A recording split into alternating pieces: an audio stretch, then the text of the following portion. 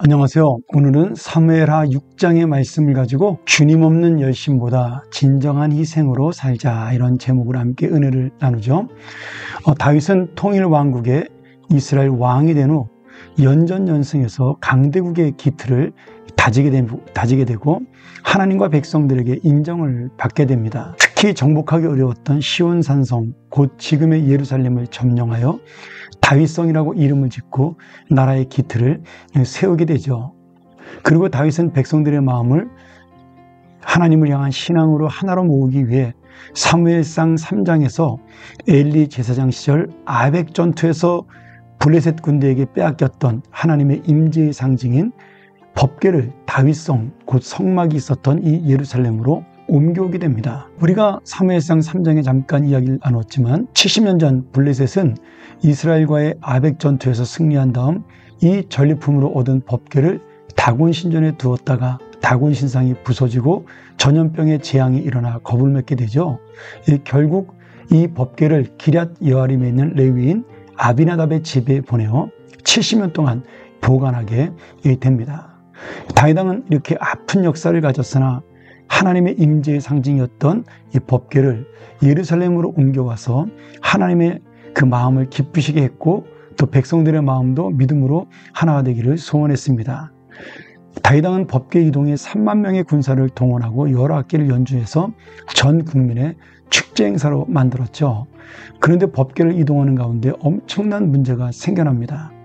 이 법궤를 운반하던 레위인 아비나답의 손자 야요와 우사가 법궤를 소가모는 새 수레에 싣고 운반을 하다가 그 법궤를 맨 소들이 나곤의 타작마당에서 갑자기 날뛰면서 이 법궤가 땅에 떨어지지 않도록 우사라는 사람이 손으로 붙잡게 되는데, 하나님께서 그런 우사에게 벌을 내려 그 자리에서 죽게 합니다. 이제 축제의 이 법궤 운반의 장은 순식간에 하나님의 공포와 두려움이 임하게 되고, 하나님의 심판에 대한 두려움으로 다윗조차도 법궤를 더 이상 운반하지 못하고 레이지파 고앗 자손으로 모이는 오벳 에돔의 집에 법궤를 머무르게 합니다.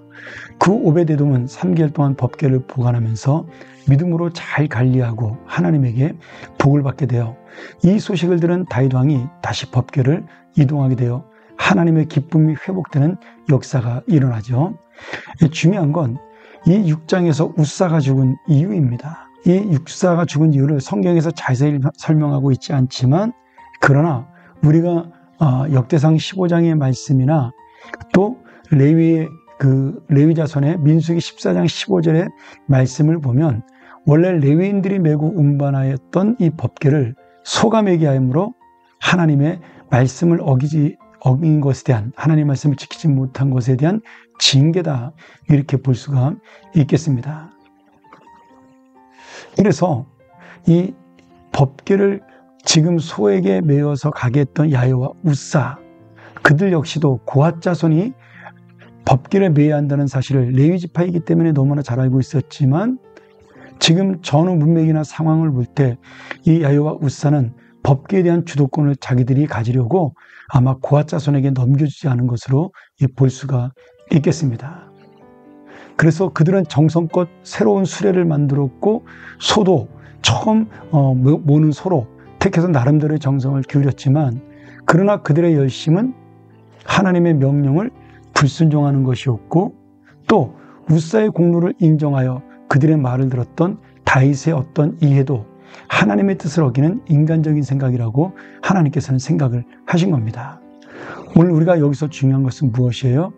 열심보다 중요한 것이 바른 진리에 대한 이 순종입니다.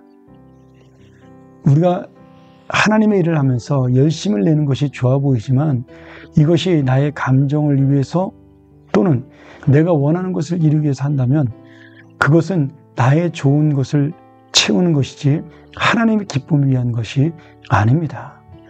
그렇기 때문에 우사 가문의 70년 열심은, 이 법궤를 보관했던 열심은 사람들이 인정했던 좋은 것이지만 결국 시간이 지나면서 자기도 죽고 남들도 힘들게 했던 욕망의 열심으로 변질이 된 것입니다.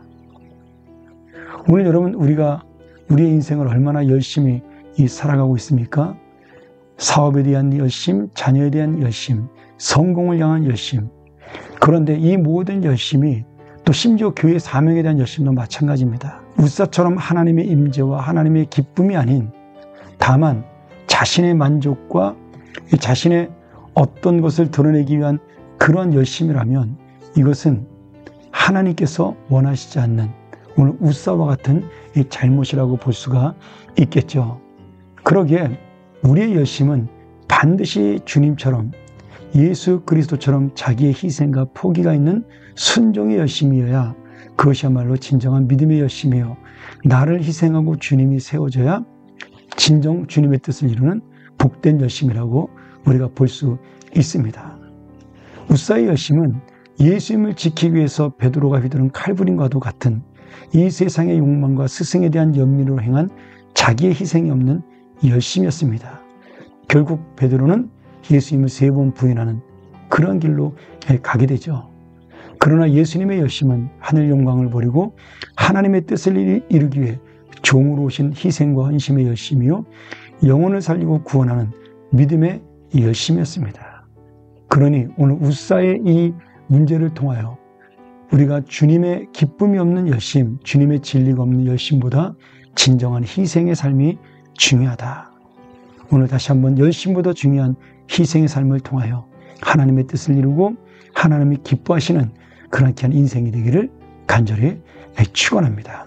함께 기도하시죠. 하나님 아버지, 오늘 웃사의 열심을 보면서 결국 하나님 없는 열심, 자기 만족을 위한 열심이 얼마나 큰 문제인지를 깨닫게 됩니다.